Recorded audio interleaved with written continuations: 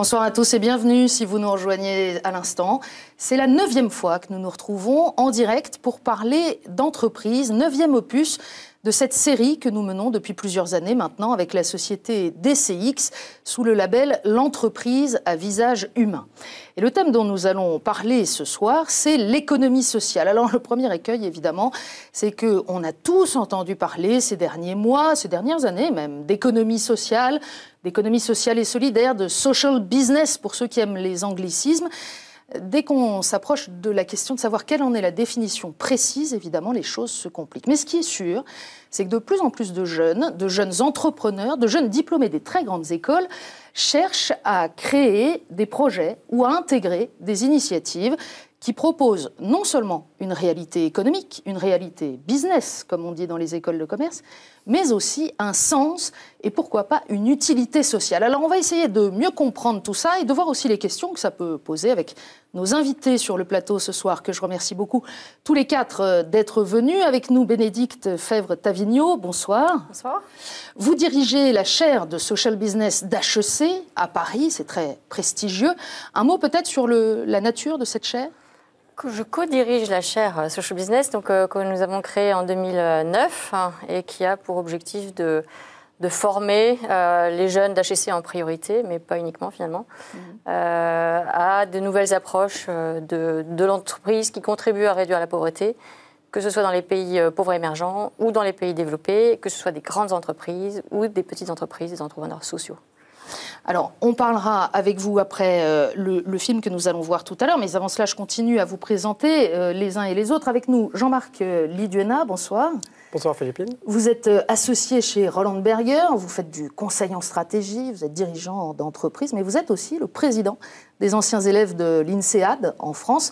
L'INSEAD, c'est une de ces très grandes écoles, mais qui ne s'adresse pas à ceux qui viennent de passer le bac ? Non, ceux qui sont un tout petit peu plus âgés, qui ont travaillé 2, 3, 4, 5 ans, qui viennent faire un MBA, Master of Business Administration, pour rester dans les anglicismes, et qui passent 1 an à l'INSEAD, Fontainebleau, Singapour, Abu Dhabi, pour progresser, découvrir le monde, le management, le leadership, parce que maintenant on oriente beaucoup sur le leadership, et une nouvelle vision que notre nouveau doyen vient d'exprimer, The business is a force for good. Alors en français ? Le business est une force de bien. Le rôle du business est de rendre le monde meilleur.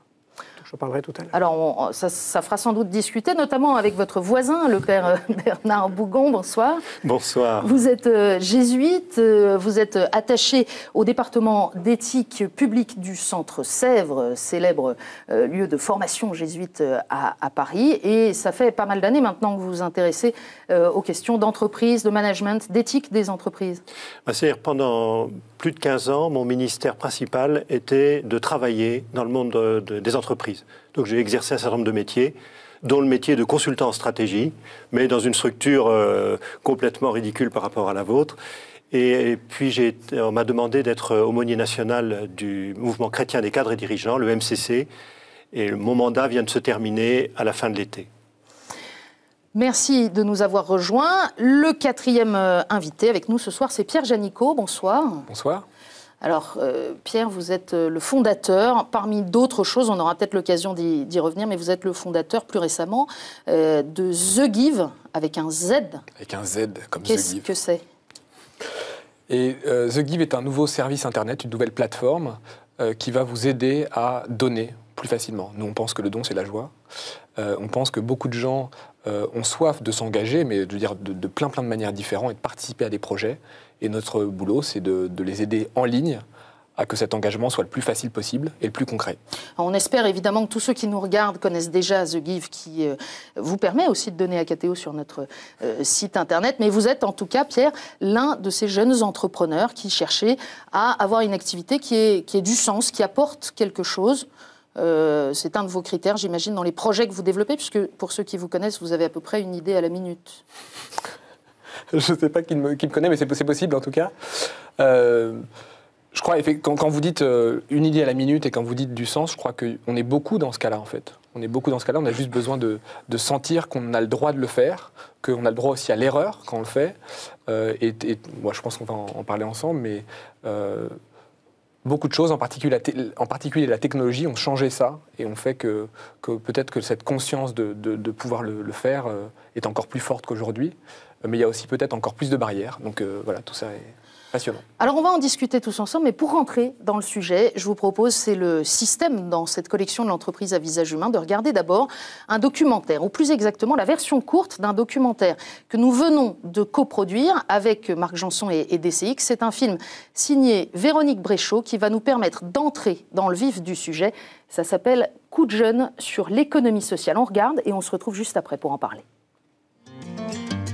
Chaque jour, les invendus et les excédents de notre société de consommation s'accumulent et finissent à la poubelle. Serait-il possible de lutter contre ce gaspillage avec des approches entrepreneuriales, originales et intelligentes ?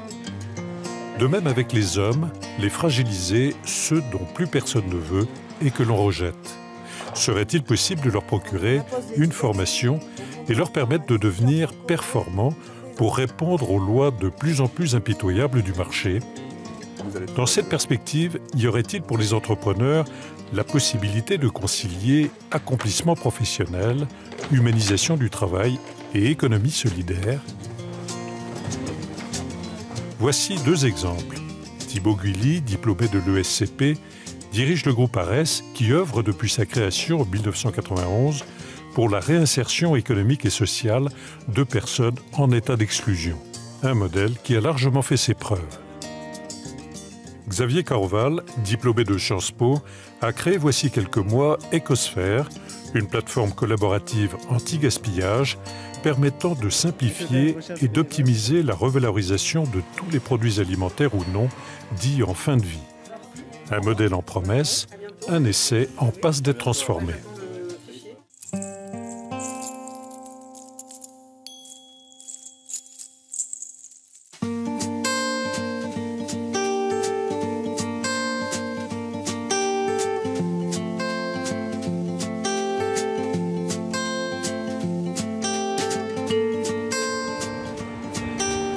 ARES est une association d'insertion située dans le secteur concurrentiel, principalement spécialisée dans la logistique et les prestations de services auprès des entreprises et des collectivités.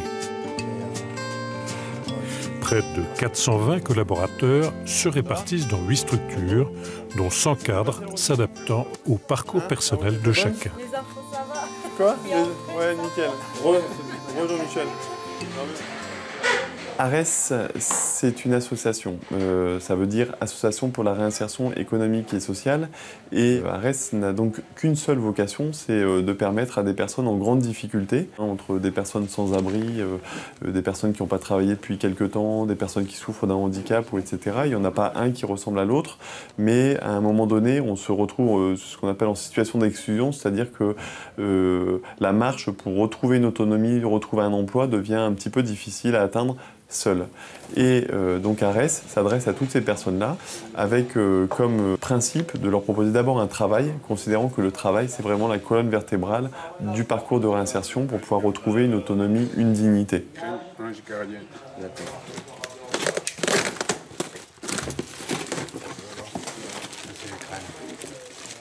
C'est ça? Ouais.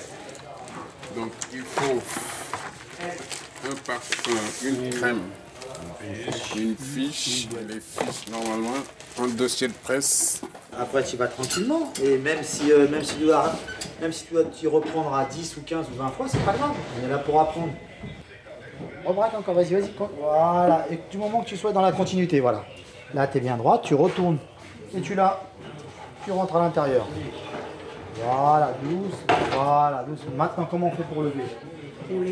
L'entrepreneuriat social, c'est toujours une façon d'entreprendre dont la finalité n'est pas le profit, mais le fait de résoudre une problématique sociale, sociétale, avérée, et vraiment dans des champs très larges. Parce que ARES travaille sur la lutte contre l'exclusion, mais ça peut aussi être sur la fracture numérique pour les seniors, sur l'accès à la santé pour les plus fragiles. On est dans un champ assez large où l'entrepreneuriat social, en fait, veut faire la démonstration que par un modèle économique d'entreprise, on va pouvoir avoir un effet de levier sur la résolution de ces problématiques sociales. Arrêter de dissocier le social de l'économique. C'est le principe, c'est un des principes fondateurs d'ARES depuis 1991, donc c'est pas une nouveauté, c'est pas une mode, c'est comment travailler, faire fonctionner une entreprise, mais avec pour fonction, dans le cas d'ARES en tout cas, de permettre à chacun de pouvoir trouver sa place dans la société. Voilà, il contrôle s'il y a bien 4 éléments, il prend son petit papier, le soir. Voilà, après... Chez Arès Atelier, on s'occupe de récupération, d'étiquetage de t-shirts, de packaging presse, de reconditionnement pour des grandes marques. Quand on finit les 100, on les met ici. Absolument. D'accord. Moi, je vais vérifier et je reviendrai. Xavier Corval fonde la start-up Ecosphère en 2012 avec 2 associés sur une idée. Revaloriser les invendus, les excédents, les produits périmés issus des producteurs, exploitants, grandes surfaces, etc. Grâce à une plateforme informatique complexe qui nécessite le travail au quotidien d'une équipe d'informaticiens et de programmeurs, Ecosphère propose en temps réel ses produits pour une deuxième vie à différents acteurs, associations à caractère social, filières de recyclage et de compostage, etc. L'entrepreneuriat social, c'est un nouveau modèle de développement socio-économique. Ce sont des entreprises, peu importe leur statut. Elles peuvent être associatives, mutuelles, fondations, coopératives ou sociétés commerciales comme Ecosphère. Ce sont des entreprises dont le modèle économique est autonome, viable, pérenne et qui mettent ce modèle économique au service de finalités d'intérêt général. Pour Ecosphère, pilier social et solidaire et pilier environnemental. Et c'est ça l'entrepreneuriat social, c'est un nouveau mode de développement de l'entrepreneuriat qui concilie ou qui réconcilie à la fois l'efficacité économique et l'intérêt général. Travailler plus pour gagner plus, ok, mais pourquoi ? Travailler plus pour gagner plus, pour générer plus d'impact social et environnemental, ça c'est quelque chose qui m'intéresse parce que ça correspond à un modèle global de développement socio-économique plus équilibré, plus modéré, plus respectueux probablement des ressources naturelles et plus respectueux aussi d'autres dimensions de la vie humaine que la seule dimension économique. Ecosphère, c'est ce qu'on appelle aujourd'hui une plateforme web smart, intelligente, smart au sens de smartphone, qui connecte en permanence, d'un côté, tous les émetteurs de surplus et stocks d'invendus, alimentaires et non alimentaires. Et donc on connecte la grande distribution, des magasins, des commerçants, des entreprises de fabrication de textiles, de matériaux, des services publics aussi, avec de l'autre côté de cette plateforme, de ce portail, toutes les filières de revalorisation de ces produits dits en fin de vie, décommercialisés, incommercialisables, pour X ou Y raison. Ici, on est dans la zone où se préparent les produits qui vont être redistribués ou revendus, tous les produits démarqués, décommercialisés. C'est le fruit d'un beau travail entre toute l'équipe Ecosphère et toute l'équipe Auchan, ce qui se passe ici. Les produits ont été triés aux étages supérieurs, produits alimentaires, produits non alimentaires. Ils ont été identifiés comme pouvant être revalorisés et ils sont ensuite amenés ici dans des bacs spéciaux Ecosphère qui sont derrière, des bacs qui permettent la meilleure conservation de tous ces produits alimentaires et non alimentaires.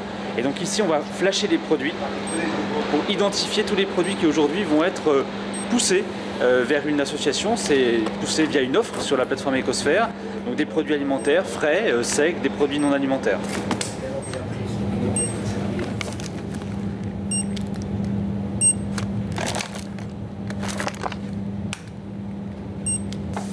Alors ici, c'est la zone d'enregistrement de l'offre. Vu que tous les produits ont été scannés à l'instant, ils sont maintenant déchargés via l'application Ecosphère sur l'ordinateur. Tous les collaborateurs Auchan ont été formés à cette opération numérique, digitale, intelligente.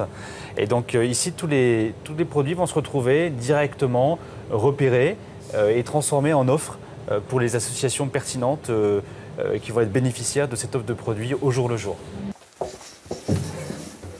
À l'autre bout de la chaîne, Guy Sobel reçoit sur son ordinateur la proposition des invendus qui vient de lui être envoyée par Ecosphère.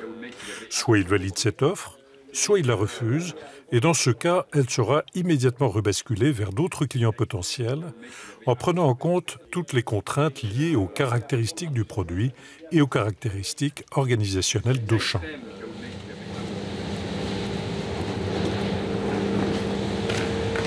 Bonjour Guy, ça va ? Madame, je vous présente Guy Sobel, qui est le responsable de l'association La Chorba et puis de SOS Enfants. Et c'est lui qui aujourd'hui, via la plateforme Ecosphère, a reçu une offre de produits. Salut Fred. Ça va? Voilà. Bon ben attends, je vais les mettre là, je les transviderai après. On vient 2 fois par semaine, tous les jeudis et tous les samedis. Ecosphère, c'est une plateforme qui va servir à beaucoup d'associations. C'est un avantage pour toutes les associations de retrouver et pouvoir même faire des demandes de produits et que Ecosphère lance l'information pour retrouver les produits qu'on recherche. Guy Sobel, comme beaucoup d'autres responsables d'associations humanitaires, est devenu en quelques semaines un client régulier d'Ecosphère, confirmant ainsi l'intuition fondatrice de Xavier Corval et de son équipe.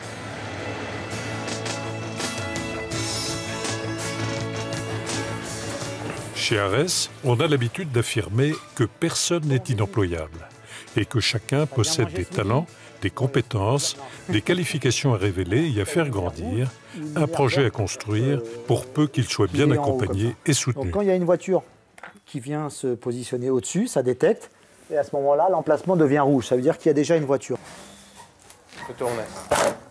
Arès Atelier, c'est un des projets d'Arès qui a pour particularité en fait, de s'adresser aux personnes qui généralement ont des parcours vraiment particulièrement chaotiques et qui font qu'elles arrivent parfois avec un petit peu plus de fragilité parce que soit elles ont subi la rue, soit elles ont subi des épreuves, on va dire, de vie personnelle qui font que c'est difficile de pouvoir envisager de travailler à temps plein. Du coup, c'est organisé à la différence de la plupart de nos autres entreprises sur du mi-temps déjà. Les personnes travaillent à mi-temps en atelier, donc où elles réalisent des prestations pour tout un tas d'entreprises, AXA, SFR, Canal+, etc. Mais en étant quand même un petit peu plus protégé de la contrainte du client, puisqu'on travaille en fait comme sous-traitant. Arès Atelier est d'une certaine manière un sous-traitant des autres entreprises d'insertion d'Arès. Voilà. Et après, on les mettra par série de 50. Là.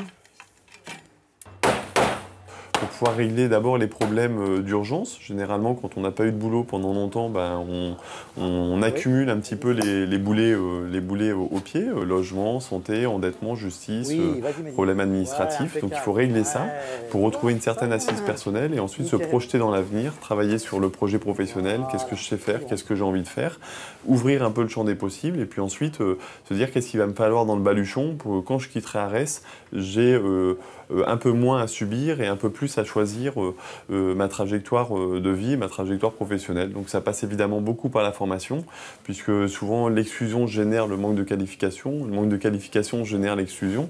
9 personnes sur 10 à Arès n'a pas le niveau CAP, et donc on attache une grande importance aux apprentissages, quels qu'ils soient. Tu vois, les enveloppes, elles sont adhésives. T'as pas la bande, c'est à toi de la fermer en fait, c'est à la machine de la fermer. Donc il va falloir que tu surveilles la fermeture des enveloppes. Donc les premières, tu vas surveiller les premières. Donc tant qu'il y a de la colle, je surveille qui aime ma colle. Et je Voilà. fais un par un, je surveille un par un. Non, tu vas en faire un paquet et de temps en temps, tu vas prendre le paquet, tu vas appuyer, mais sur tout le paquet. Tu vas pas les refaire une par une. D'accord, et là ça se fait un par un. Ici, ce chef d'équipe va apprendre à Moira le fonctionnement d'une machine à affranchir. Faire avec, développer la confiance et faire faire sont au cœur de la pédagogie tremplin d'Arès. Car Arès est un sas, un lieu de formation et de passage où, après une période de quelques mois à 2 ans, on se prépare au retour à la vie professionnelle et sociale. Il y a 35 dedans.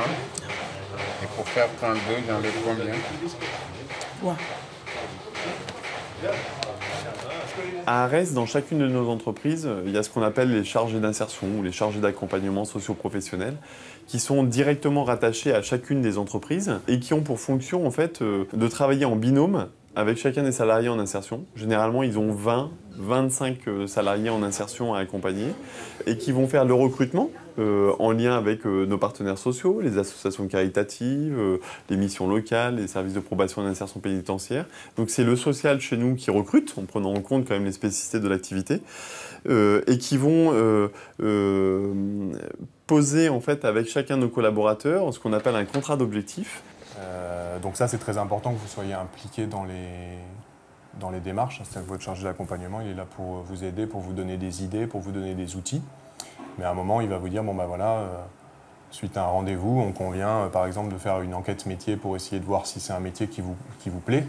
Si vous ne faites pas l'enquête métier, il ne va pas la faire à votre place. Le but, c'est vraiment d'être comme dans n'importe quelle entreprise quand vous êtes au travail. Par contre, régulièrement, ARES s'engage, et je vais vous dire à quoi on s'engage, mais notamment à vous dégager du temps nécessaire pendant vos horaires de travail pour pouvoir avancer sur tout le reste. Donc votre chef d'équipe, il a l'habitude. Il vous demande, et nous on vous demande d'être à 100% de votre motivation et de vos capacités. Voilà. Si pour telle et telle raison, sur une partie du travail, vous n'êtes pas en mesure de faire le travail aussi vite ou aussi bien que votre collègue, votre chef d'équipe, il en tiendra compte et il adaptera le travail en fonction. Donc bienvenue, visuellement, chez ARES. Et puis je vous souhaite un bon parcours au travail et avec les chefs d'équipe et puis avec Mélanie pour avancer dans votre projet. Dans un premier temps, je les reçois, je leur présente l'atelier, la façon dont eux vont travailler puisqu'ils travaillent à mi-temps. Ensuite, je les reçois dans un second temps en faisant leur histoire de vie et on voit ensemble en quoi ARES peut les aider. Et à partir de là, on met ce qu'on appelle en place un plan d'action. Donc souvent, on a plein de tiroirs. Donc après, c'est eux qui choisissent les ordres dans lesquels ils veulent les ranger. Parce que nous, on peut se dire, voilà, une personne qu'on accueille qui est sans abri, on aurait tendance à se dire, il faut qu'on lui trouve un hébergement le plus rapidement possible. Alors qu'en fait, ce n'est pas forcément son besoin à elle. Donc c'est de voir avec elle quelle est sa hiérarchie, comment elle classe les choses, et puis qu'est-ce qu'on passe en premier, qu'est-ce qu'on fait en deuxième, qu'est-ce qu'on fait en troisième. Donc regardez, vous pouvez mettre 8 par carton. Dès qu'ils arrivent, on leur parle tout de suite de leur départ. C'est toujours comme ça qu'on arrive à se dire, oui, un jour je partirai et je pourrais me projeter. Même si ça dure 6 mois, 18 mois, 2 ans, mais au moins c'est toujours là, derrière la tête, on sait. Et puis on voit les autres partir aussi, donc ça peut aider certains à se dire, oui, comment se fait-il que je sois encore là pourquoi Syrah, elle me propose pas ci, alors que les autres, ils ont fait ci ou ça, ok. Je te propose pas quoi, par exemple? Tu me proposes pas de formation. Oui, pourquoi je te propose pas de formation? Je sais pas. Tu es toujours absent. Donc, moi, si tu veux que je t'envoie en formation, il faut que tu me dises, ok, je serai présent tous les jours. Nous, on va pas payer et financer une formation pour quelqu'un qui n'est jamais là.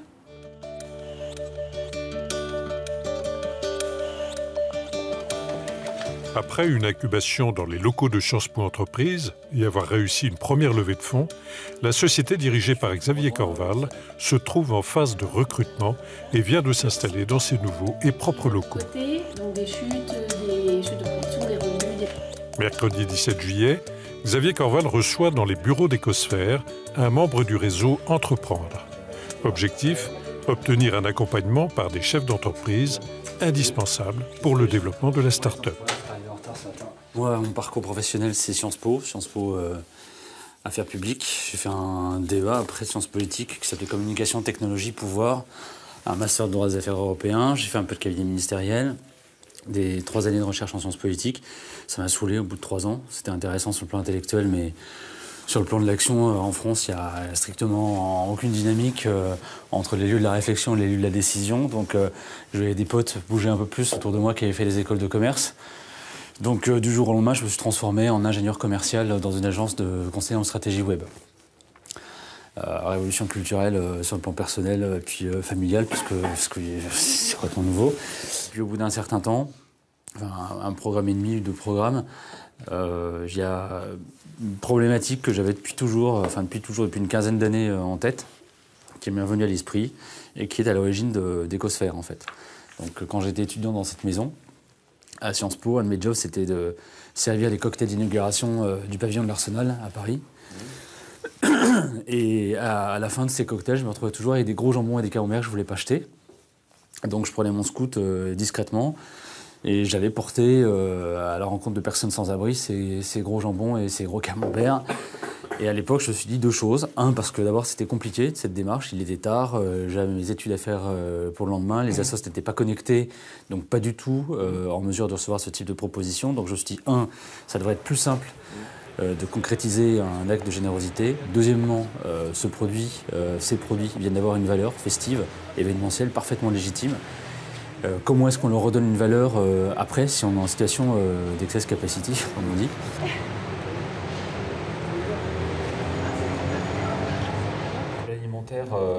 Du mardi. Donc, Il y a 150 personnes qui passent tous les mardis à quelque chose près, parce qu'on a déjà 65 personnes. Ok, donc plus ou moins 65 à table et 50 colis.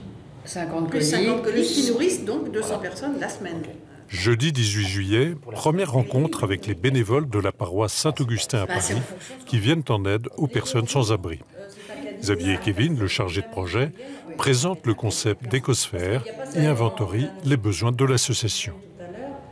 Les informations récoltées seront ensuite intégrées dans la base de données et le contact transformé en adhérent au réseau. C'est à peu près 7-8 euros par personne de lessive, donc ça revient quand même cher. Si on a 50 colis, vous voyez. Mardi, par exemple, tous les mardis, vous utilisez les produits achetés une fois par mois à la banque alimentaire, c'est ça? Pour les colis.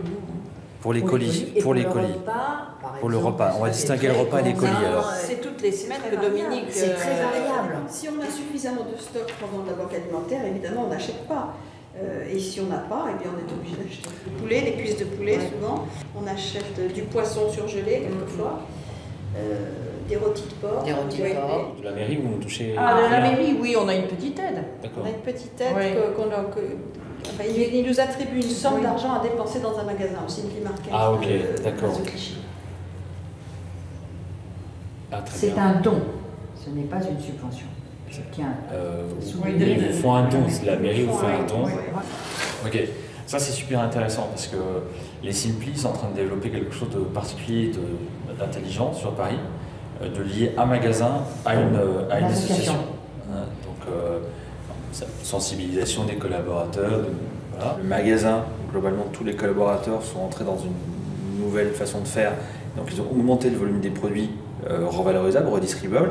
Et donc, on a introduit dans le réseau des bénéficiaires de cet hyper-là des nouveaux acteurs associatifs qui n'avaient rien et qui sont passés de 0 € à 1 000 € de produits récupérés par mois, en venant une fois par semaine. Voilà. Et c'est ça nos objectifs. C'est de faire en sorte que, en diminuant, grâce à nos solutions, le volume des produits envoyés à la poubelle, on puisse introduire des nouveaux acteurs bénéficiaires dans le réseau.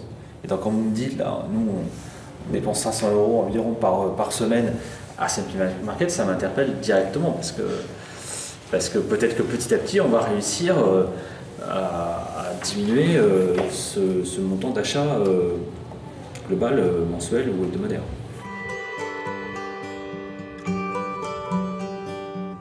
Mardi 3 août, nous retrouvons les équipes d'Arès à quelques kilomètres de Paris. Login est le nom de la joint venture créée entre Arès et l'un des leaders de la logistique en France, Norbert d'Entresangles.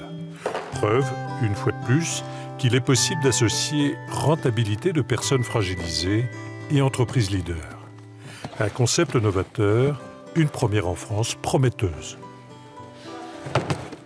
Login, au départ, le projet il est né d'un constat social qui est celui de l'exclusion des personnes en situation de handicap plus particulièrement. Et quand on reprend les chiffres, il est toujours valable. En fait, aujourd'hui, il y a plus de 350 000 personnes en situation de handicap au chômage. Et en face de ça, il y a 20 000 postes proposés.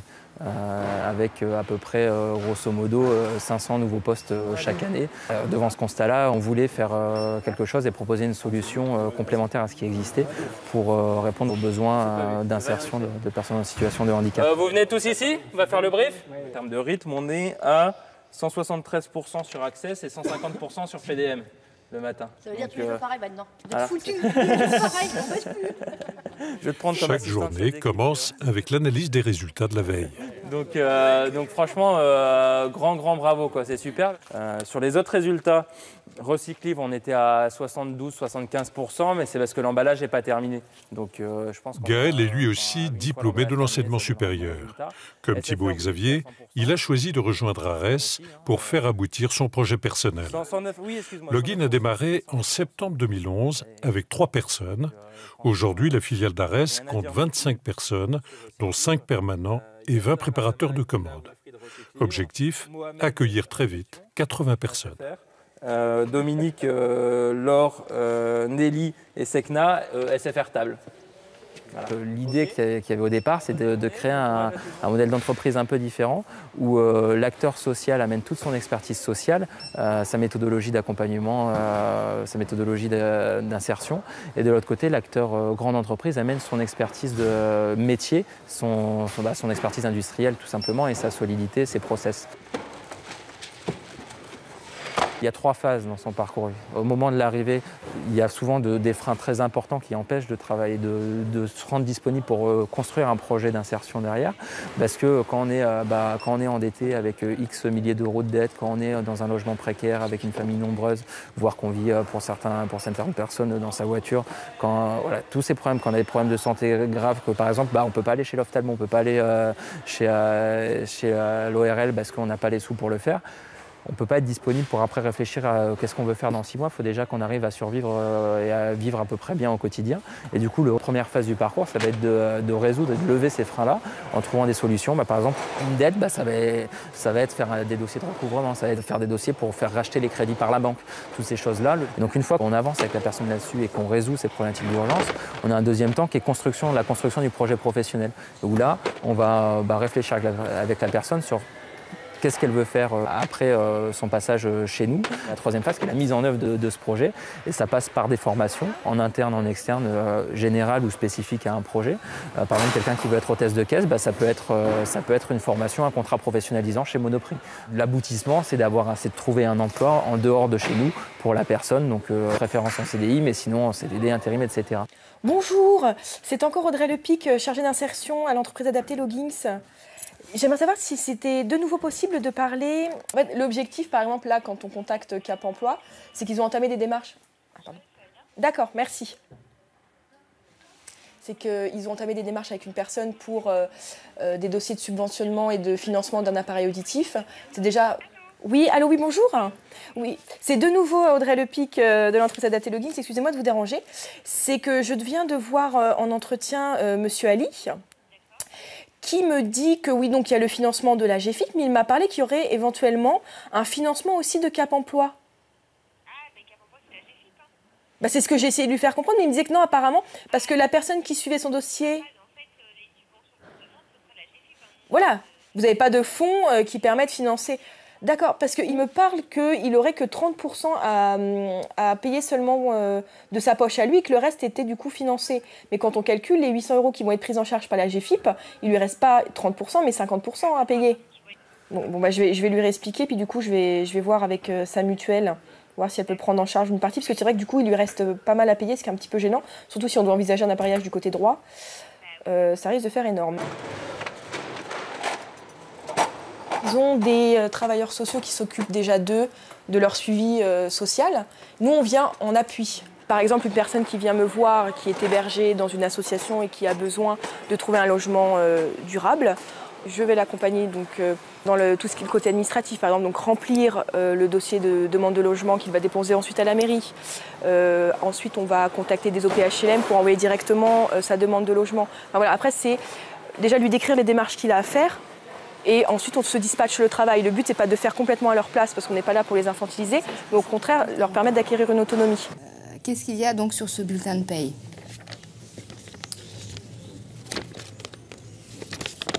Ce bulletin de paye... Donc, je les aide dans toutes leurs démarches administratives, que ça touche le logement, la garde d'enfants, la gestion du budget, etc. Et ensuite, je les accompagne dans l'élaboration de leurs projets professionnels et dans leur recherche d'emploi ou de formation. Mais non, mais n'importe quoi. Tu peux juste me donner ton...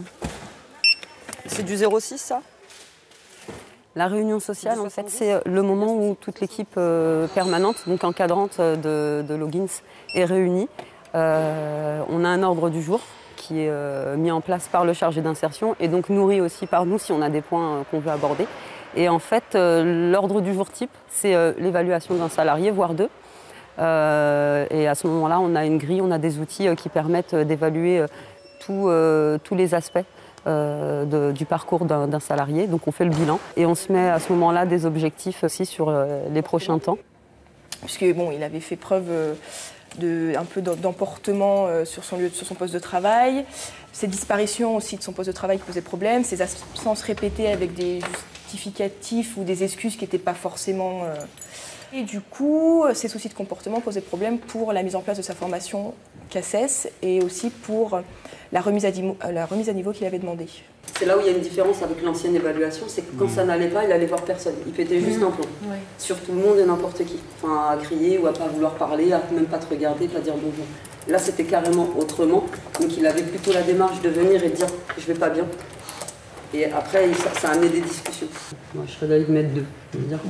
Des évolutions. Des évolutions, ouais, sur, pas encore, avec un niveau pro, quoi. C'est pas encore...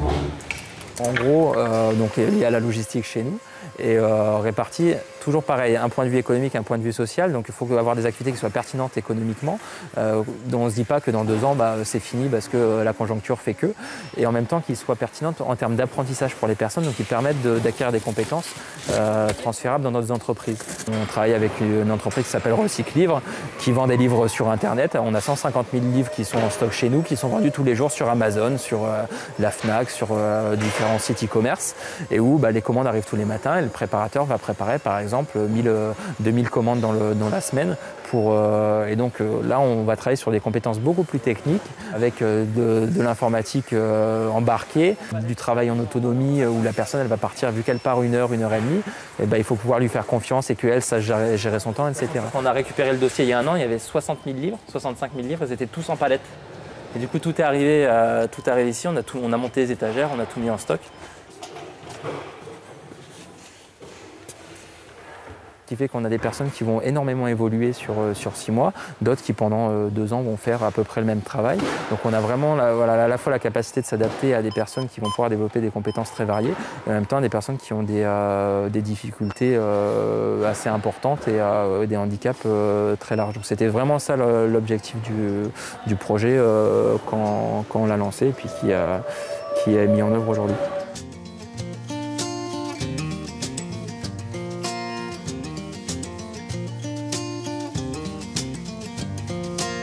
Et donc cet accompagnement est très imbriqué en fait au fonctionnement même de l'entreprise et de la production. C'est absolument pas une logique d'assistance sociale à côté, mais c'est à travers les réunions sociales hebdomadaires, mais j'aurais tendance à dire par un dialogue permanent entre les équipes de production et les équipes sociales que peuvent se construire les parcours d'insertion individuels de chacun, tout en atteignant les objectifs collectifs qui sont le fait d'avoir des entreprises qui soient viables et qui atteignent leurs objectifs économiques, financiers, mais aussi sociaux.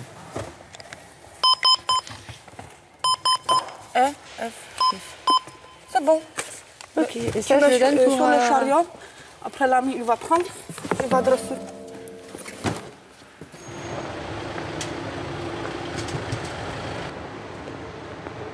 La première manière dont on a pu faire connaître Ecosphère, c'est grâce à tout ce réseau qui s'est construit autour d'Ecosphère dans la phase préalable au lancement de l'activité. Ça, c'est très important parce qu'on s'est posé là avec des études de terrain très fortes, avec de la grande distribution, des entreprises de textile par exemple, avec des services publics aussi. Le gaspillage, pour reprendre un terme un peu négatif, c'est une problématique qui est très complexe aujourd'hui, sur le plan sociétal, sur le plan économique, sur le plan psychologique, sur le plan organisationnel. Et donc, il s'agit de faire comprendre aux uns et aux autres, avec notre solution, que désormais, le coût du traitement du gaspillage, du coût réel ou perçu, devient inférieur au coût du gaspillage lui-même. D'euros de produits neufs, non alimentaires, que les industriels sont contraints de détruire. Et c'est seulement quand on a réussi à faire passer cette idée-là que les gens switchent dans la manière dont ils vont considérer qu'ils peuvent traiter ou non leurs déchets, pour faire simple. Et donc parfois, on a des rendez-vous surprenants, où au début du rendez-vous, un directeur de magasin, par exemple, peut nous dire « je ne jette rien ». Alors on sait que ce n'est pas vrai. On sait simplement qu'en fait, il veut nous dire qu'au niveau de solutions et d'outillage qu'il a aujourd'hui, il ne peut pas ne pas acheter. Parce que c'est trop contraignant ou trop coûteux de faire autrement. Et au bout du deuxième rendez-vous, après avoir argumenté, après en avoir parfois pris plein la figure, après avoir plié les chines et continué à argumenter, au bout du deuxième rendez-vous, on a parfois cette révélation-là qui sort de la réflexion du décisionnaire. En fait, on jette tout, aidez-nous à créer une rupture dans la manière dont on ne fait rien aujourd'hui, en quelque sorte. Alors, je vais peut-être être un peu rude, mais vous ne convaincrez pas seulement avec les convictions, vous convaincrez avec des solutions. Donc, si vous avez des... Xavier Corval et ses associés veillent à être présents en permanence sur tous les événements, salons, manifestations, pour présenter leurs concepts, répondre aux questions, convaincre, élargir leur réseau. Un travail indispensable qui dévore une grande partie de leur emploi du temps. Ça veut dire s'entourer, ça veut dire se connecter, très simplement, et puis rentrer dans cette logique collaborative à partir de son idée, de ses convictions, mais toujours en se focalisant sur la solution et sur le comment. On a monté un très beau partenariat au bout de 7-8 mois d'existence juridique d'Ecosphère avec le ministre de l'agroalimentaire actuel, Guillaume Garot, qui a lancé au mois de décembre un plan de lutte contre le gaspillage alimentaire, qui nous a proposé de participer à ce plan pour 2 raisons. Un, parce que Ecosphère apportait des solutions parmi les plus innovantes pour généraliser des nouvelles pratiques, pas des bonnes pratiques, mais des nouvelles pratiques, et aussi parce qu'on était une entreprise sociale, avec vraiment ce positionnement-là, contribuer à la mise en œuvre de politiques publiques. Avec Ecosphère, qui est une start-up extrêmement dynamique, expérimentée dans les mois qui viennent, d'ici la fin de l'année, l'idée d'une plateforme numérique pour le don alimentaire. Ils se sont croisés avec beaucoup d'intelligence et beaucoup d'intuition. Le modèle économique d'Ecosphère repose à la fois sur l'abonnement à la plateforme numérique, les commissions sur les transactions marchandes obtenues grâce aux conseils en amélioration de process internes et en conduite du changement dans les entreprises, mais également grâce aux économies obtenues sur la réduction des coûts de destruction et aux marges réalisées pour les ventes en direct. Aujourd'hui, Arès, ça fonctionne globalement avec plus de 80% de son chiffre d'affaires. En termes de modèle économique, on parle souvent dans l'entrepreneuriat social d'hybridation des ressources, parce qu'on a plus de 80% de nos ressources qui sont issues de notre chiffre d'affaires, c'est-à-dire de notre sueur et de notre capacité à satisfaire des clients, et puis 20% qui vont plus, on va dire, venir du champ de la générosité publique à travers des subventions, des aides d'État, pour nous permettre de financer le surcoût social de notre mission, notamment tout ce qui est formation, accompagnement vers l'emploi, accompagnement social, le surencadrement en termes de management pour accompagner chacun vers l'évolution positive de leurs compétences.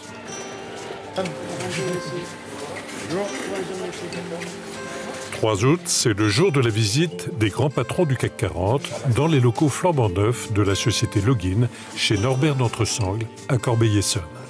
Signe d'une confiance consolidée avec ces grandes entreprises.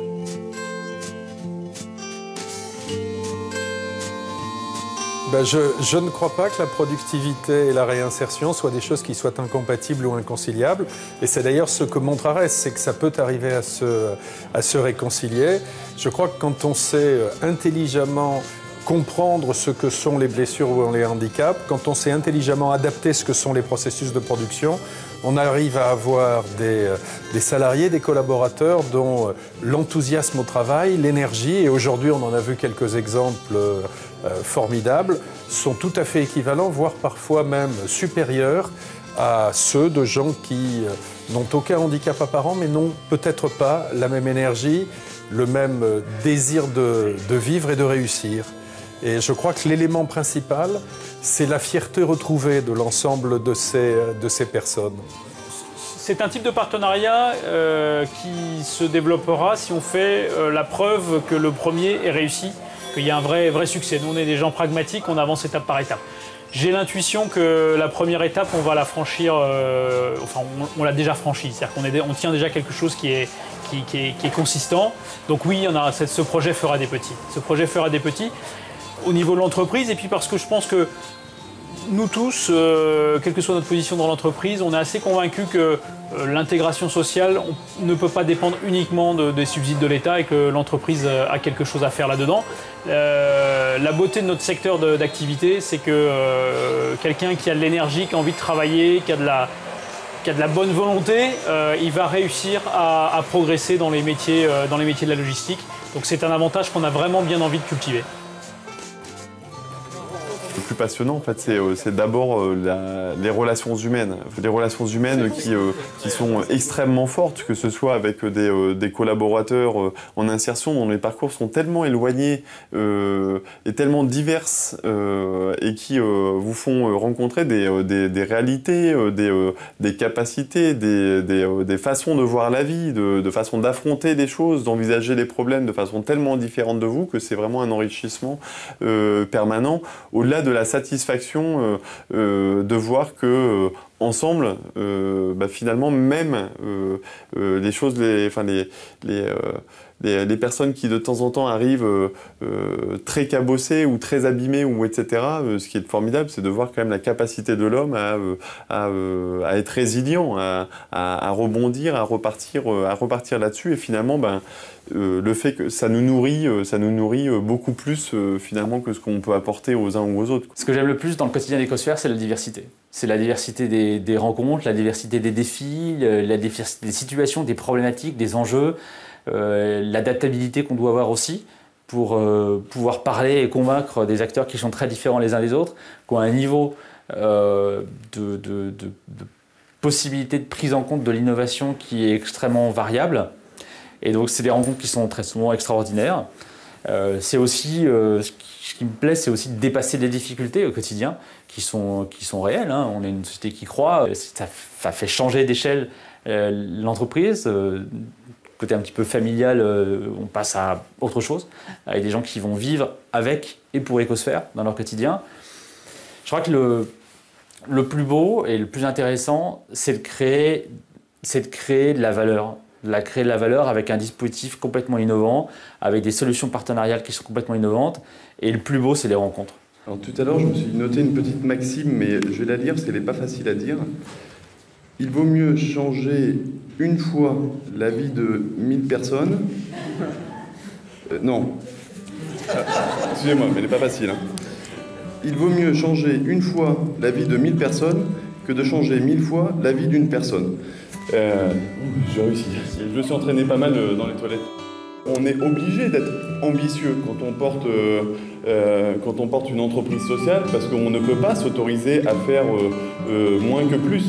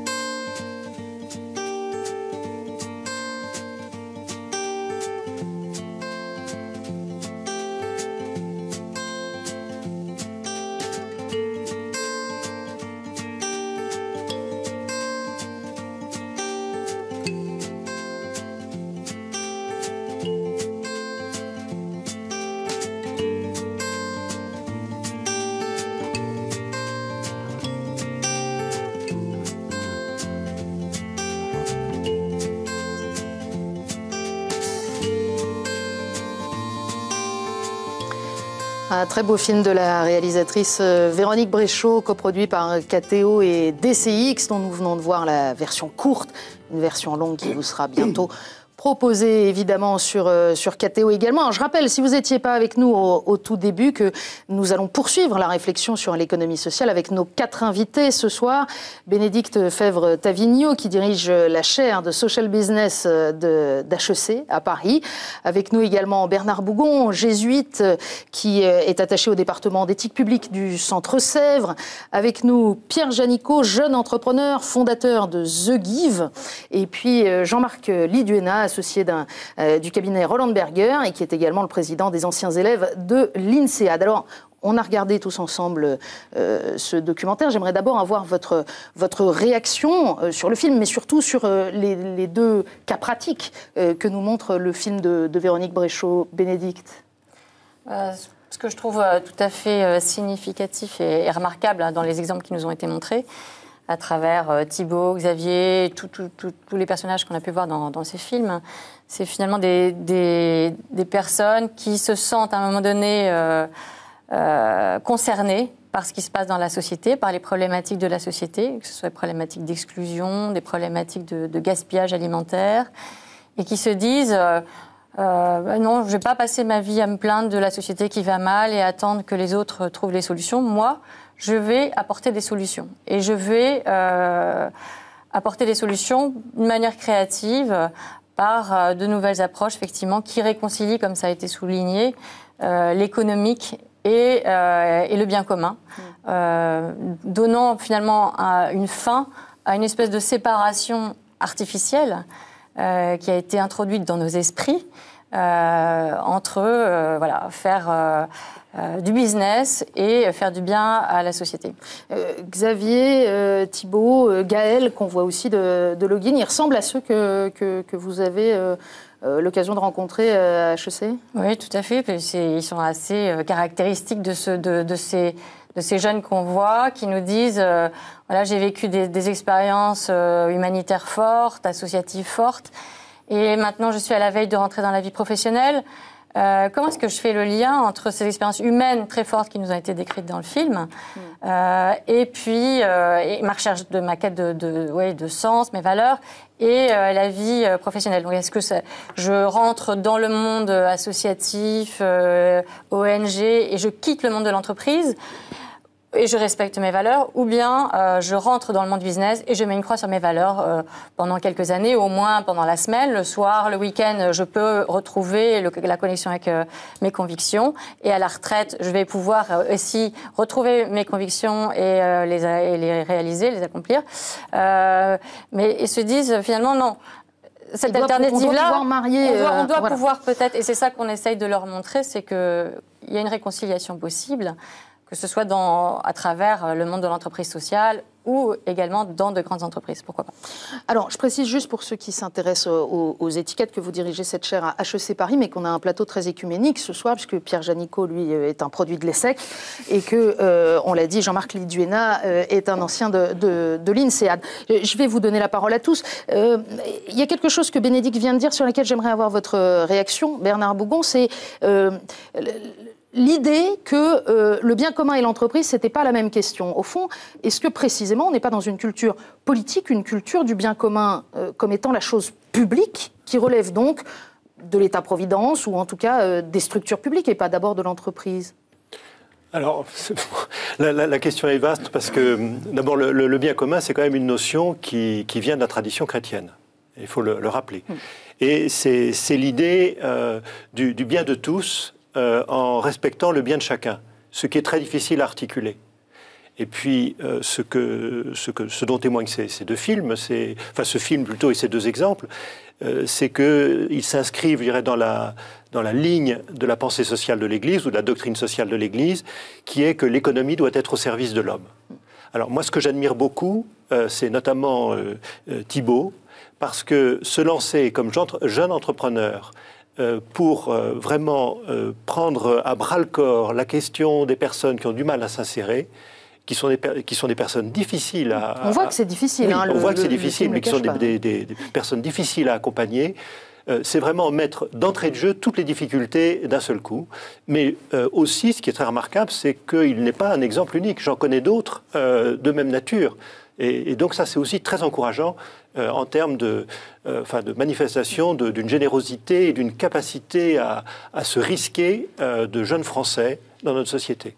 Alors, vous venez de souligner évidemment l'importance, le caractère central de cette question de bien commun dans la doctrine sociale de l'Église.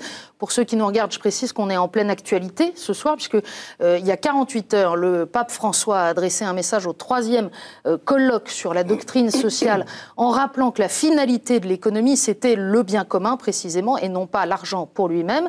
Et puis qu'ont ouvert ce matin, mais ça ne vous aura pas échappé, les Semaines sociales de France, qui s'intéressent cette année à la question de réinventer réinventer le travail.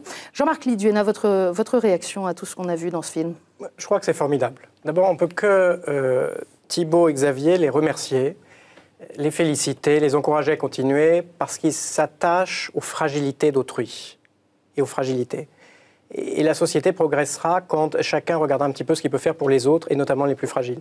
Aujourd'hui, on est le 22 novembre, donc c'est un anniversaire, celui de John Fitzgerald Kennedy, qui disait, je crois, et j'ai retrouvé cette phrase, « Ne vous demandez pas ce que l'Amérique va faire pour les autres, demandez-vous plutôt ce que vous allez faire pour l'Amérique. » Je crois que ce qu'eux sont en train de faire, c'est de travailler au service des autres, et pour les autres, ça c'est formidable. J'ai 3 petites remarques, très rapides. La première, c'est une légère critique. Quelqu'un a dit pendant l'interview, le but de l'entrepreneuriat social n'est pas le profit. J'espère qu'on va revenir là-dessus, parce que pour moi, c'est faux. On va en reparler. On va en reparler. Et il faut gérer et créer de la croissance, donc du profit, pour pouvoir continuer et créer un cercle vertueux. Si on s'arrête de faire du profit, on fait faillite, ou on se replie sur soi, ou on ne grandit pas, et finalement, le petit entrepreneur social va échouer de sa belle mort. La deuxième chose, j'ai beaucoup aimé quand ils ont parlé d'action plutôt que de réflexion. Je crois qu'en France, l'entrepreneuriat au sens large, mais l'entrepreneuriat social aussi, a un énorme risque. C'est celui de n'être regardé que par les think tanks.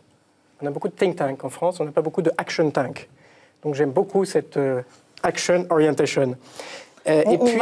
C'est pas dans la culture business, hein, pardon, mais on va quand même essayer de franciser au maximum, ou en tout cas de donner la traduction des expressions je ne sais pas comment ça se traduit, anglophones. Cercle de réflexion. Au-delà des cercles de réflexion, des cercles d'action, moi je pense qu'on doit privilégier, c'est ce que font ces jeunes entrepreneurs. La toute dernière remarque, il ne faudrait pas que ce soir on oppose entrepreneuriat social et grande entreprise. L'entrepreneuriat social n'est pas réservé, absolument, ils travaillent avec des grandes entreprises, mais je pense qu'on peut aussi développer, engendrer de l'entrepreneuriat social dans des grandes sociétés. À ce moment-là, ça devient de l'intrapreneuriat social. La responsabilité sociale de l'entreprise est un sujet à la mode, je pense qu'on peut en parler aussi. Alors, on va revenir sur ces différents points, mais je voudrais la réaction de Pierre Janicot à ce qu'on a vu. Il y a une phrase, moi, dans le film qui m'a fait penser à vous, c'est quand Xavier Corval dit il fallait que j'invente une méthode pour que ça soit plus simple de concrétiser un acte de générosité. C'est aussi un peu ce que vous avez fait avec The Give. Alors, quel est votre regard sur ce film ? Et mon regard, justement, alors c'est marrant parce qu'on ne s'est pas concerté. Je promets, on ne s'est pas parlé. En fait, quand on regarde ce film, bien sûr, on peut raisonner de concepts et on peut se dire l'économique, le social, intérêt général, bien commun, etc. Moi, je me suis juste laissé toucher par le fait qu'à un moment donné, on a vu des hommes et des femmes et que l'homme était au centre. Mais ça veut dire qu'au-delà juste de concepts, alors est-ce qu'il est rentable, est-ce qu'il n'est pas rentable, comment il fait son modèle économique, hein, je suis entrepreneur aussi, mais on a vu des gens qui se sont respectés, qui se sont acceptés dans leurs faiblesses, etc. Sans aller dans la poésie, j'ai juste envie de dire, en fait, je pense qu'en étant humain, tout le monde a été touché ici. Et très vite, on a la capacité d'enfouir ça, avec plein d'autres concepts, plein de choses. Moi, je crois que la force de ces concepts, c'est qu'ils prennent l'homme au centre, et que derrière, après, ils ont trouvé plein de choses pour simplifier, pour permettre que cet homme reste au centre et pour y accéder hyper facilement. Mais voilà, donc moi, je me suis laissé toucher par ça et je trouve ça. Donc quand Xavier Corval dit « je veux simplifier pour chaque personne le fait d'être généreux », je dis juste faut simplifier le fait de rester humain, le fait de pouvoir être... voilà. Alors, merci de souligner ça, qui est absolument fondamental. Mais la question qui est soulevée par Jean-Marc, c'est quand même très immédiatement la question, est-ce que économiquement, tout ça a un sens? Alors, on voit dans les 2 exemples qui sont donnés que ça peut fonctionner. On voit qu'il y a aussi différents types. Dans l'économie sociale, il y a pas mal de choses différentes, différents types de modèles économiques. Jean-Marc était choqué par la phrase « on n'est pas là pour faire du profit ». Enfin, je caricature. Bénédicte, est-ce que ça vous titille aussi, cette phrase-là?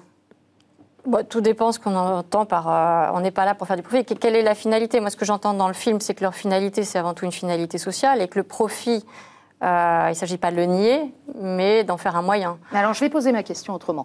Dans social business, puisque c'est une appellation qui existe, donc dans l'économie sociale, qu'est-ce qui est premier? C'est l'économie ou c'est le social? Autrement dit, est-ce qu'on a une économie qui, d'une manière ou d'une autre, va être aidée, va être soutenue par de la générosité publique ou privée pour accomplir une mission sociale?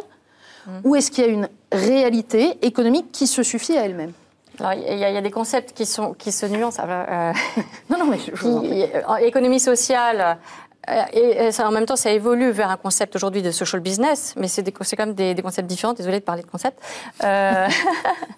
Mais l'économie sociale, jusqu'à présent, elle a été quand même pas mal dépendante de subventions de l'État, etc. La logique du social business, c'est une logique d'autonomie financière. C'est de financement privé, autonomie financière, indépendante des subventions. On voit, et Thibault a évoqué le terme de modèle hybride, qu'on va vers des modèles hybrides, mais qui tendent vers l'autonomie. Voilà.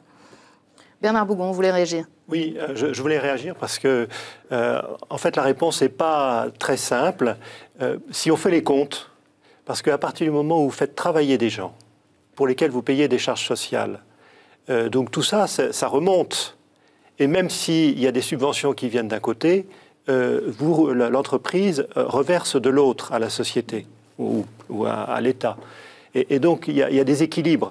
Alors, ceci étant dit, d'abord, l'économie sociale et solidaire, ça recouvre des réalités extrêmement différentes.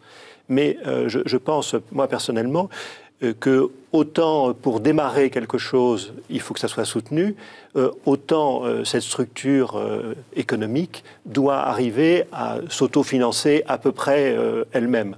Alors, la question du profit...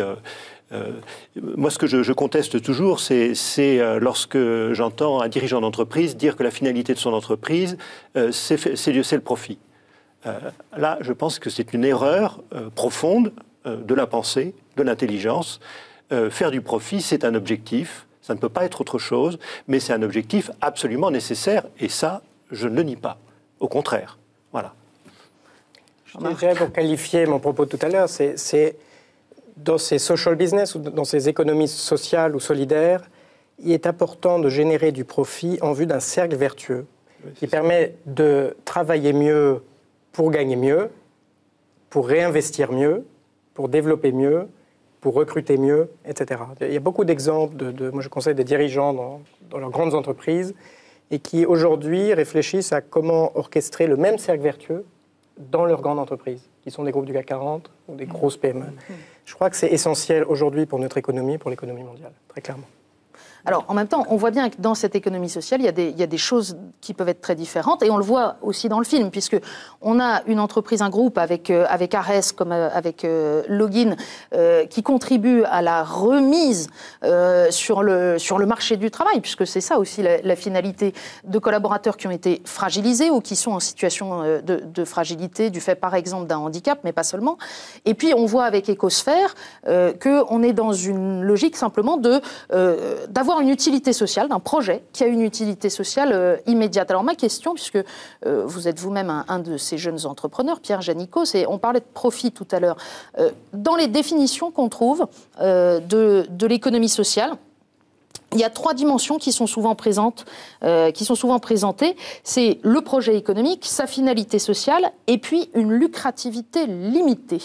Autrement dit, un rendement, un profit, on en parlait, qui peut être limité. Quand on est un jeune entrepreneur, donc un jeune businessman, on lance une entreprise en se disant il va y avoir des profits limités. D'abord, quand on lance une entreprise, on se dit d'abord est-ce qu'elle va marcher, est-ce qu'elle va fonctionner ? Donc, est-ce qu'on va trouver son marché ? Est-ce que le produit qu'on offre répond à un vrai besoin ? Et donc, il y a d'abord cette phase-là. Voilà, il y a ensuite une phase avant la rentabilité vraiment du cash et de la trésorerie et de savoir si on va pouvoir trouver le bon chemin. Et puis ensuite, il y a un vrai sujet sur la rentabilité, mais cette rentabilité, il appartient en fait à chacun de trouver son propre objectif.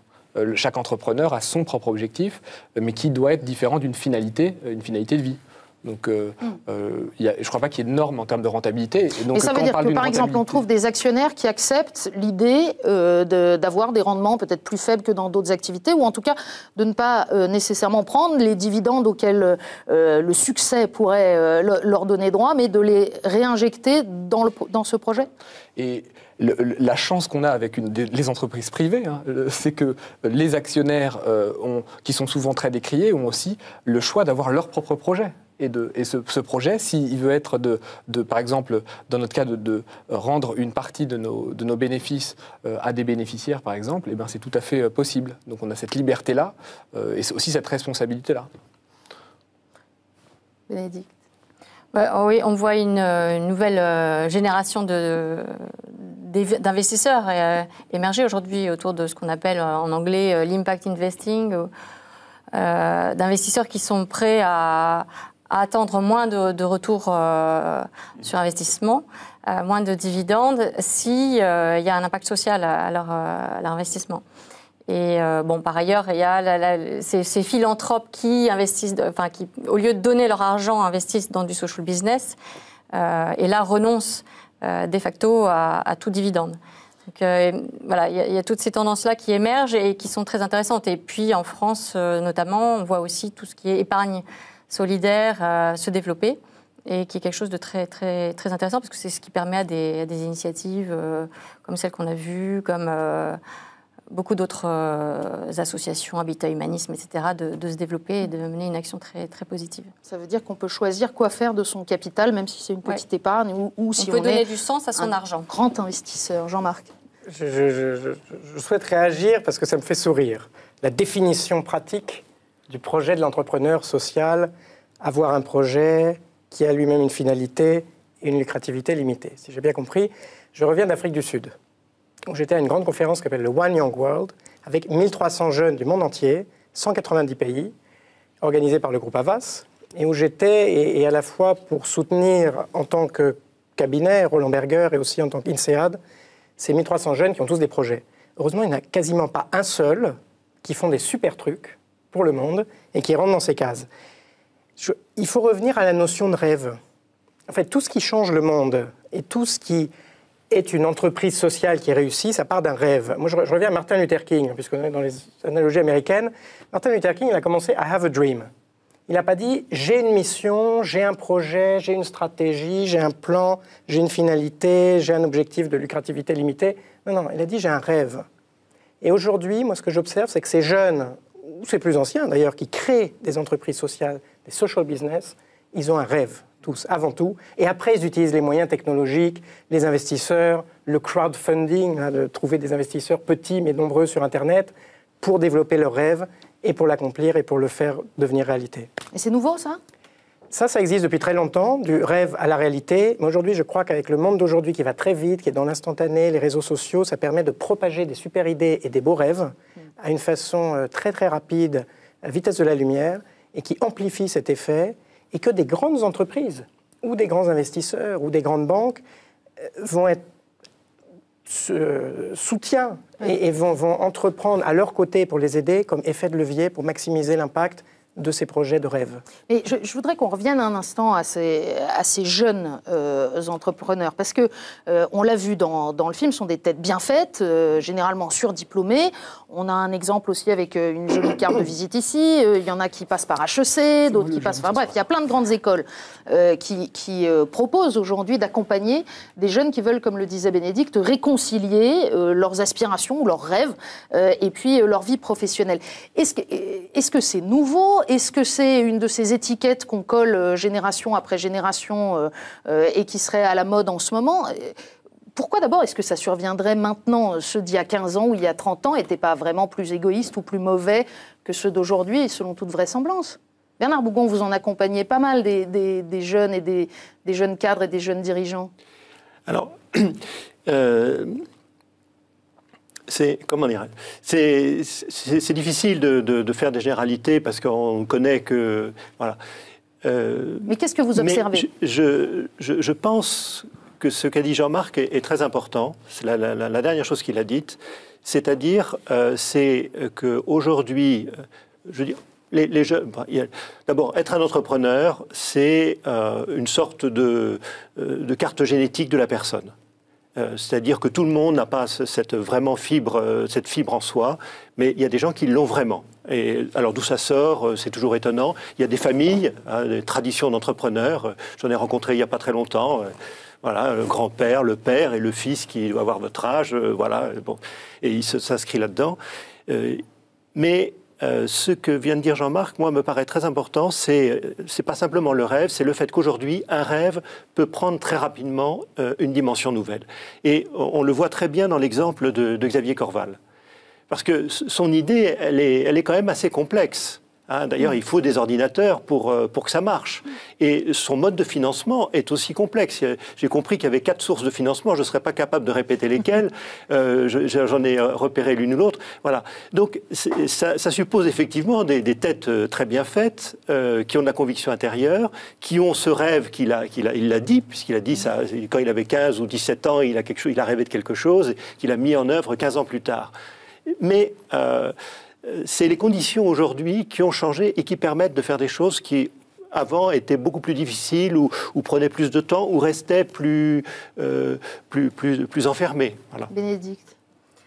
Moi, ce que je constate, c'est qu'il y a une prise de conscience chez les jeunes des limites du modèle actuel, de l'économie, de la croissance à l'infini qui détruit la planète.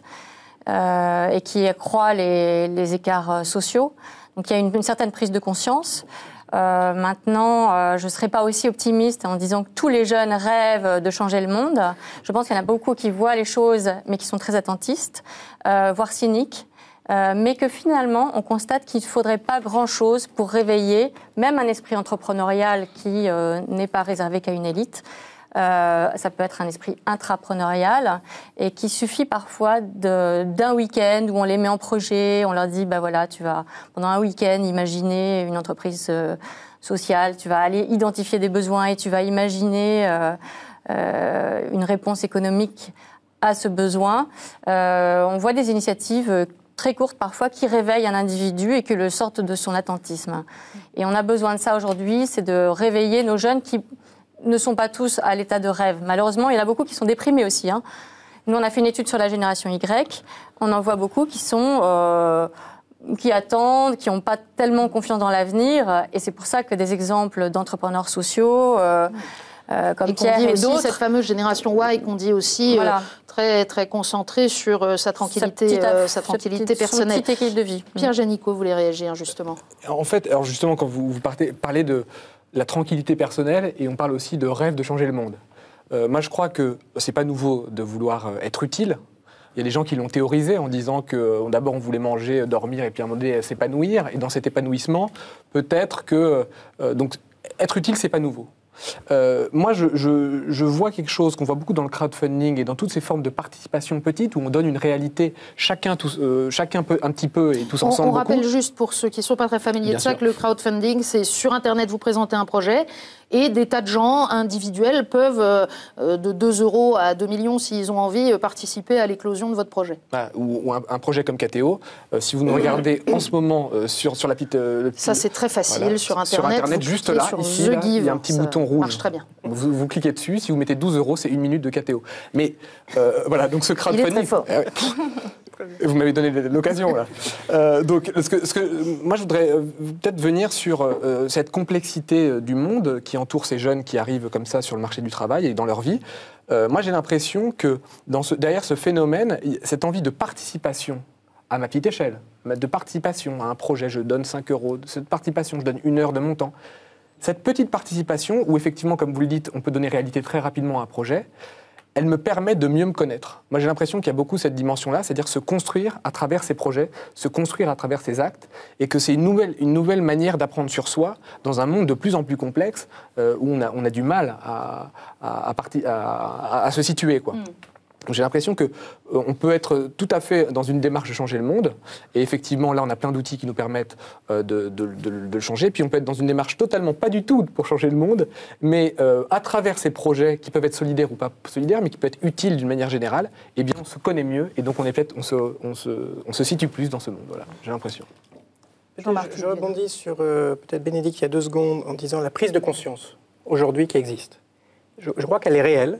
Nous, on l'observe tous les jours dans les recrutements qu'on peut faire, que ce soit dans une grande école comme l'INSEAD, que ce soit dans un cabinet de conseil. Mais il y a aussi la prise de confiance. Prise de conscience et prise de confiance. Prise de confiance parce que la génération Y, il n'y a pas de limite, il n'y a pas de tabou. On va demander pourquoi, why. Et donc, quand on est apte à demander pourquoi, questionner tout, on a confiance en soi un peu plus peut-être qu'avant, sans faire de généralité. Et la deuxième remarque qui est importante, c'est de dire, les jeunes d'aujourd'hui, ce que j'observe, c'est qu'ils ne cherchent pas un job, ils cherchent un sens. Ils ne cherchent pas tous à changer le monde, mais ils cherchent un sens à ce qu'ils font, beaucoup plus qu'il y a ne serait-ce que 10 ans. Ça, c'est très visible, c'est très clair, et ça se traduit par ce que font les employeurs pour donner la possibilité aux jeunes recrues, aux jeunes diplômés, aux jeunes recrutés, d'exprimer ce désir de faire quelque chose, de trouver un sens. Je donne un tout petit exemple chez nous, chez Roland Berger, c'est celui que je connais. On permet à des jeunes de travailler pro bono, on en parlait tout à l'heure, donc gratuitement, pour des organismes, pour des organisations, pour des associations. On travaille en partenariat notamment avec l'ADI, qui aide les personnes qui sont un peu exclues du système économique à revenir dans le système bancaire, à revenir dans le système économique, à revenir dans une réalité concrète, matérielle, plus aisée, en développant une entreprise par du microcrédit et ensuite à créer son job, son propre job. Donc c'est assez intéressant et les jeunes chez nous, je ne dirais pas qu'ils se battent pour y aller, mais en tout cas ont très envie de le faire et la société donc, leur offre la possibilité de ce sens. Bénédicte. Oui, je crois que ce que soulève Jean-Marc, c'est intéressant, c'est cette idée de pont aussi entre les entrepreneurs sociaux, les entreprises sociales comme l'a dit, c'est une association, etc., et le monde de la grande entreprise, où cette confrontation, ces liens qui se créent, ces partenariats, contribuent d'une part peut-être à professionnaliser et à donner plus de moyens au monde de l'économie sociale et solidaire, l'entrepreneuriat social, tout ce que social business, etc., et à transformer de l'intérieur les grandes entreprises en reconnectant finalement les individus à l'intérieur de ces grandes entreprises à la réalité concrète de ce qui se vit, à la pauvreté. Est-ce qu'il n'y a pas un petit côté aussi se racheter une conduite ou une image pour les grandes entreprises notamment, peut-être pour les investisseurs aussi, parce qu'aujourd'hui, tout le monde parle de l'économie sociale et solidaire, c'est bien d'y être. Est-ce qu'il n'y a pas une petite ambiguïté quand même dans ce registre-là ? Si, bien sûr. Il y a toujours de l'ambiguïté sur ces sujets-là. De toute façon, même à l'intérieur du monde de l'entrepreneuriat social, il y a de l'ambiguïté. On voit des entrepreneurs sociaux qui deviennent avides et greedy aussi, etc. Donc, l'ambiguïté, elle existe partout et elle existe dans ce domaine-là aussi. À la limite, c'est parfois l'ambiguïté qui fait avancer les choses.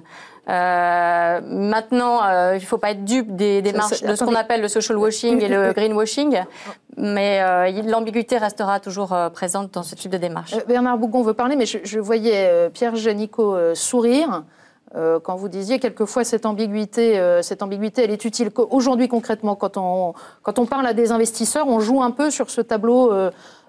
C'est bien de soutenir un projet comme le nôtre, quoi. Ah non, moi je joue pas du tout sur ce registre-là parce que je pense qu'il y a il y a une vraie nouvelle économie collaborative qui se met en place et donc il y a des vrais modèles économiques. Donc moi, sur ça, j'ai pas de voilà. Je suis plutôt d'ailleurs surpris que c'est eux qui viennent me voir en me disant mais moi je trouve que à travers ton modèle, tu as un impact qui m'intéresse. En tout cas, ça n'a pas été la démarche de notre entreprise, c'était de te dire, d'abord, on sera pérenne et on sera solide si d'abord on a un modèle économique qui tient. Donc on n'a jamais joué sur ce rôle-là, mais effectivement, et je dirais peut-être que c'est la génération du dessus qui a vu quelque chose qui l'intéressait, et tant mieux, comme ça on se retrouve, mais nous on n'a pas joué là-dessus. Bernard Bougon. Oui, j'avais plusieurs choses. La première chose sur la question du sens, je pense que ce n'est pas réservé aux jeunes. D'abord parce que... Oui, c'est une bonne nouvelle. D'abord parce que cette question du sens au travail, c'est une question qui a commencé à beaucoup travailler aux États-Unis, puisque vous parliez des États-Unis, dès autour du début des années 1990, qui est venue en France, et ça je l'ai bien senti, autour des années 2000, mais dans une population active, enfin, en particulier dans les entreprises assez large et qui est un peu de tous âges. Donc c'est aussi une revendication ou une attente ou une recherche contemporaine et qui doit interroger tout le monde. C'est-à-dire, ça veut dire quelque chose, que les gens recherchent un sens et en même temps, ils expriment qu'ils ne le trouvent pas. Donc ça, mais je veux dire, c'est pas non plus étonnant qu'ils aient le sentiment de ne pas le trouver quand on voit les dégâts que font la financiarisation et la dérégulation financière. C'est un des points qui nous a beaucoup marqué avec la préparation et la réalisation de ce film, c'est que d'ordinaire, quand on traite des questions économiques, surtout ces dernières années, c'est sous l'angle comment atténuer des effets négatifs d'un système qui en produit énormément. Et ce qu'on a trouvé de commun dans les entreprises qui a suivi Véronique Bréchot, c'est l'envie. C'est-à-dire, c'est une sorte... oui, c'est cette envie de participer à quelque chose, à la fois pour les dirigeants qui ont créé ces entreprises, mais aussi pour les collaborateurs qui s'insèrent dans ces projets. Alors j'ai un deuxième point, c'est pour rebondir sur une chose que disait tout à l'heure Bénédicte. Quand j'écoute les conversations des jeunes professionnels du MCC, car nous avons de la chance au MCC d'avoir beaucoup de jeunes professionnels, je suis frappé de leur conscience autour des questions de la sauvegarde de la planète. Et pour eux, ça passe quelquefois par des petites choses, mais pour eux aussi, ça a des significations très très concrètes, très pratiques et des exigences fortes dans leur travail même. Au sein même des entreprises où ils sont, et ils en ont le souci. Ils portent ces questions, ça les habite, et alors ils ont le sentiment qu'ils sont devant des freins, voilà. Mais... Moi, je voudrais rebondir sur ce que vous venez de dire. Je trouve qu'effectivement, notre génération, peut-être, je ne sais pas si c'est sa spécificité, mais effectivement, peut-être grâce aux technologies, a une grande conscience des grands problèmes. Et en même temps, on a beaucoup à apprendre de savoir externaliser nos propres faiblesses, s'accepter comme ayant des limites. Et pour moi, il y a cette dichotomie aussi, c'est-à-dire quand vous dites à vivre avec les collaborateurs en entreprise, je crois que c'est l'entrepreneuriat social, il commence aussi par ça, c'est-à-dire et je trouve que ça, on n'en parle pas assez. On s'est inspiré chez The Give d'une tradition qui est très propre à la Silicon Valley aux États-Unis, qui n'est pas vraiment connue pour son social business, qui a été de ouvrir une bouteille de champagne à chaque fois qu'il y a une erreur magistrale d'un collaborateur, plutôt que de s'engueuler. Je sais que vous en rigolez, et à chaque fois, c'est quelque chose qui frappe les esprits, c'est accueillir la faiblesse, non pas comme quelque chose de définitif, mais comme une étape pour aller plus loin. C'est ce que nous montrent d'ailleurs aussi ces films. Et donc, pour moi, il y a cette dichotomie entre j'ai conscience que dans le monde, il y a un truc énorme qui se passe et il faut que je participe d'une manière ou d'une autre. Et en même temps, ma faiblesse n'est pas forcément acceptée par les autres. On a vu aujourd'hui cette ministre qui ne veut pas parler de son cancer, etc. Et je crois qu'il y a un truc aussi à réconcilier là-dessus, hein, entre l'expression de la faiblesse personnelle versus les faiblesses qu'on voit autour, qui sont collectives. Jean-Marc Liduena a pris des kilomètres de notes, je ne sais pas si on aura le temps de tout dire. Aux deux, à la fois le père Bernard et Pierre. À Pierre, le souci du bien commun des jeunes, je pense qu'aujourd'hui les jeunes n'ont plus le choix. Nous, les anciens, les vieux, on vous donne un monde qui est endommagé, qui a beaucoup de difficultés. Raisonnablement vieux quand même. Quand même raisonnablement, oui, mais nous, c'est quasiment fini ce qu'on peut faire aujourd'hui. À 40 ans, c'est terminé. Vous aider. Mais c'est un signe du monde d'aujourd'hui, ça aussi. Vous, les trentenaires, là, ou les 20 ans, ceux qu'on voit en Afrique du Sud, dans le One Young World, qui est entre 18 et 25 ans, ceux-là sont les futurs leaders de demain, et ceux-là n'ont plus le choix. Donc leur prise de conscience, elle est assez immédiate, elle est nécessaire, elle est fondamentale, parce que ce sont les futurs leaders de demain qui vont résoudre les problèmes que nous, on n'a pas réussi à résoudre, ou que les grands sommets de Copenhague n'ont pas réussi à résoudre du tout. Ou qu'on a pu laisser sous l'oreiller pendant quelques décennies. Oui. Ou parce qu'il y avait des choses plus intéressantes, plus économiques à faire. On préfère créer de la valeur économique plutôt que des valeurs. Mon deuxième point, c'était sur l'ambiguïté dont vous parliez tout à l'heure, ceux qui sont un peu cyniques, ou ceux qui s'achètent une bonne conscience, ou ceux qui se disent on va faire un peu semblant de faire de la responsabilité sociale ou du social business. Non, mais on peut le faire en vrai mais se sentir mieux. Je pense que ça, c'est de plus en plus fini. Parce qu'on est dans un monde qui est de plus en plus visible, exposé, où tout est finalement mis en lumière. J'aime beaucoup ce mot, mis en lumière. Et on pourra dire peut-être par l'Esprit Saint qui souffle, mais aussi par les réseaux sociaux. Et un grand groupe pétrolier qui va mettre une petite fleur verte comme nouveau logo en disant maintenant je suis propre. C'est la question de la cohérence qui est beaucoup... forcément cohérent. Et quand il a par hasard, par mégarde ou par malfaçon, une plateforme pétrolière qui brûle, qui coule et qui pollue, je pense à Deepwater, sur les réseaux sociaux, on a un faux compte BP sur Twitter qui se met en place, qui a 195 000 followers dans la journée, alors que le compte officiel de BP qui gère le même incident sur les réseaux sociaux doit avoir 20 000 followers, suiveurs. Donc vous voyez, la visibilité, la mise en lumière, la transparence immédiate ne permet plus d'être ambigu. Soit on le fait, soit on ne le fait pas, mais on fait un choix. Alors, je vous avais prévenu, mais le temps passe très vite. Donc, on est déjà bientôt à la fin de notre échange. Bénédicte, vous vouliez réagir à ce que vient de dire? Oui, juste dire que là, je pense qu'on confond un petit peu le social washing, l'incohérence flagrante, etc., et l'ambiguïté. L'ambiguïté, la tension, elle existe toujours à l'intérieur d'une entreprise entre, malgré tout, le sociétal et l'économique. Elle existe, cette tension, même si on voit des acteurs qui tendent à réconcilier tout ça. Et on voit des dirigeants qui s'engagent sur le social business, qui tiennent un certain discours à leurs actionnaires et qui tiennent un autre discours quand ils parlent dans les médias. Donc l'ambiguïté, elle est inhérente à ce type de démarche et elle n'est pas négative en soi. Mais cette question de l'économie sociale, si on veut se recentrer un petit peu, pas forcément la responsabilité sociale des entreprises, cette question de l'entrepreneuriat social, pour vous, aujourd'hui, il va y en avoir de plus en plus? Alors, moi, j'ai eu la chance de voyager ces derniers temps et d'aller aux Philippines, en Malaisie récemment, etc.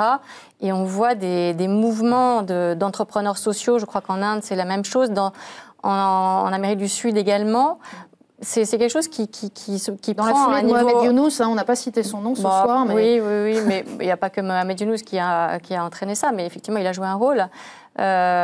On voit un mouvement mondial, je crois, d'entrepreneurs sociaux très terrain, des acteurs très terrain, très locaux, qui se prennent en main et qui disent que finalement l'avenir du monde leur appartient et qu'ils ont un rôle à jouer.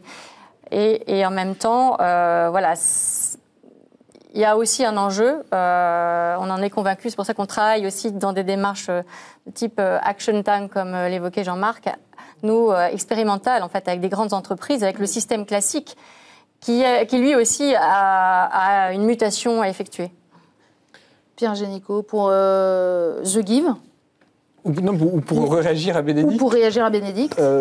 Moi, dans le mot entrepreneuriat social, je crois que la meilleure chose, le meilleur apport de l'entrepreneuriat social, c'est le mot entrepreneuriat social.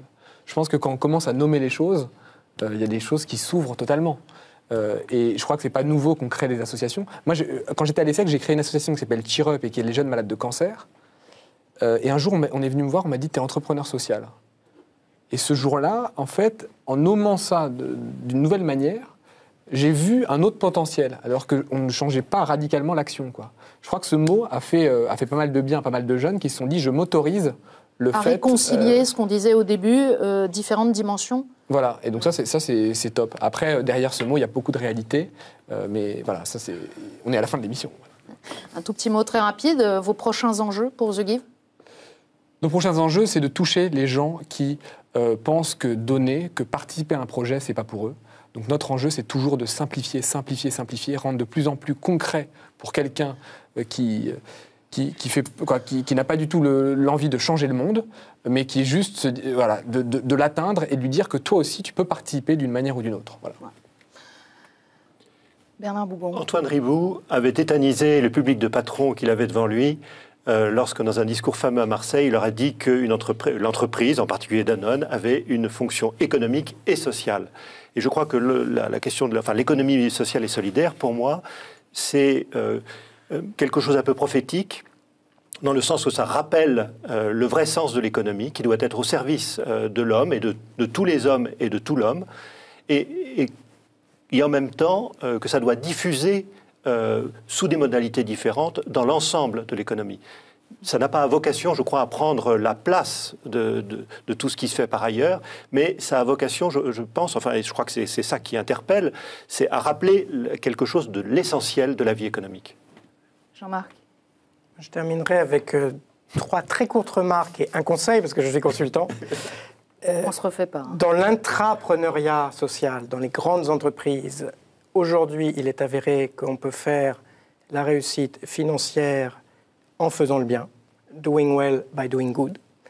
La deuxième remarque, c'est pour l'entrepreneuriat social. Oui, j'en observe de plus en plus. Oui, j'en vois de plus en plus. Et des jeunes. Ma troisième remarque, c'est un message aux jeunes. Je ne sais pas s'ils nous regardent ce soir. Mais les jeunes, vous êtes propriétaires de l'avenir quasiment. Vous l'avez, vous le faites, vous le portez. Donc moi, j'incite tous les jeunes et j'incite vivement les médias à aider les jeunes à porter cet avenir, avec espérance. Et puis la dernière remarque, c'est un conseil, parce que je suis consultant, comme vous l'avez dit. C'est d'appliquer ce conseil que j'essaie de m'appliquer à moi-même tous les matins en me réveillant, c'est de dire à l'Esprit Saint, tous les matins, qu'est-ce que toi et moi, on peut faire ensemble pour changer le monde, et en commençant par moi-même. Merci Jean-Marc pour ce très beau mot de la fin. Merci à tous les quatre d'avoir participé. Évidemment, sur Internet, on peut trouver toutes les informations nécessaires si on s'intéresse à la chaire d'entrepreneuriat social de Social Business d'HEC Paris. Si on s'intéresse à l'INSEAD, évidemment, on peut se renseigner plus avant sur The Give, mais surtout, on peut utiliser The Give. Je ne saurais trop vous y encourager, notamment en ce moment sur de très nombreux sites pour venir en aide aux populations des Philippines. Et puis, bientôt un nouveau livre, Bernard Bougon ? Oui, Discerner pour décider. Ben voilà, donc il faudra continuer à le lire. Ce sera la suite de Pratique de la décision que vous avez publié chez Duno en 2005, réédité cette année encore. Merci infiniment à tous les quatre. Merci à Véronique Bréchot pour son très beau film, à Marc Janson pour l'ensemble de cette collection L'entreprise à visage humain, et puis à vous tous de votre fidélité. Vous pouvez réagir à tout ce qu'on a dit ce soir à l'adresse réaction@ktotv.com, et puis bien entendu également sur les comptes de KTO sur les réseaux sociaux. Et puis vous pouvez retrouver cette émission sur notre site internet www.ktotv.com. Je vous souhaite une excellente soirée à toutes et à tous. Merci à tous ceux qui, en régie et en coulisses aussi, ont contribué à la préparation et la réalisation de cette émission sous la conduite ce soir d'Henri de Mérindol. Très belle soirée à toutes et à tous. À bientôt.